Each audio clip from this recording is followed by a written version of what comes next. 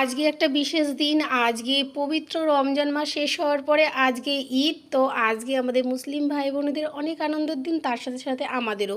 তো সবাইকে জানাই ঈদের অনেক প্রীতি শুভেচ্ছা, অনেক ভালোবাসা। আর আমাদেরও আজকে সংযমের দিন, কালকে আমাদের নীলের উপোস।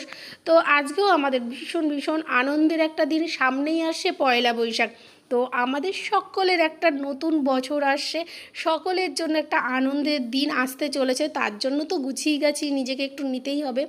ওই জন্য সকাল থেকেই তোড়জোড় শুরু হয়ে গেছে, রান্না বান্না, তারপরে এদিকে কাজকর্ম, ঘরবাড়ি পরিষ্কার করা, সব কিছু। কেননা কালকে হচ্ছে নীলের উপোস, তার আগেই আমাদের আজকে ঘরবাড়ি সব পরিষ্কার করতে হবে। একদম সকাল সকাল উঠে আগে রান্নাটা করে নিলাম।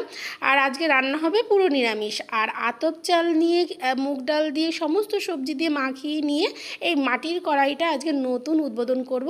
তার জন্য এর মধ্যে রান্নাটা বসিয়ে দিলাম। আজকে আতপ চালের খিচুড়ি, বাঁধাকপি এইসব হবে, আর একটু আধটু হয়তো ভাজা হবে, সবজি কেটে নিয়েছি। যাই হোক, পরপর রান্নাটা আজকে সারাদিনের রান্নাটা টুকটাক করে করে নেব, রাত্রে যা হোক দেখা যাবে। আর এখন এটা রান্না করার জন্য যে কড়াইটা নিয়েছি, এটা প্রথম অবস্থায় দেখতে পাচ্ছ একদম ভালো আছে, কিন্তু এর ঢাকনাটা কালকে রাত্রেবেলা আমার ছেলে কী করে ভেঙে ফেলেছে জানি না। আসলে এটা এনে দিয়েছিল তারকেশ্বর থেকে তোমাদের দাদা আসার সময়। আমি অনেক দিন ধরে বায়না করছিলাম একটা নতুন মাটির কড়াই বা হাঁড়ি যা হোক আনো, আমি তার মধ্যে রান্না করব, আর পয়লা বৈশাখেই নাই চিকেনটা রান্না করব, সেটাই ভেবেছিলাম।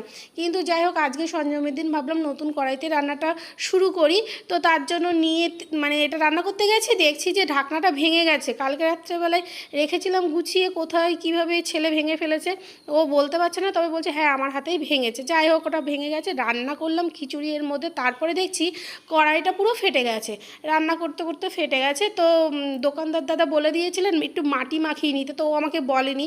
আর আমি আগে কোনো দিন মাটির কড়াই বা হাঁড়ি ইউজ করিনি, তা এই কারণে এটা পুরো ফেটে গেল একদম। মানে কি বলবো, এত খারাপ লাগছে না।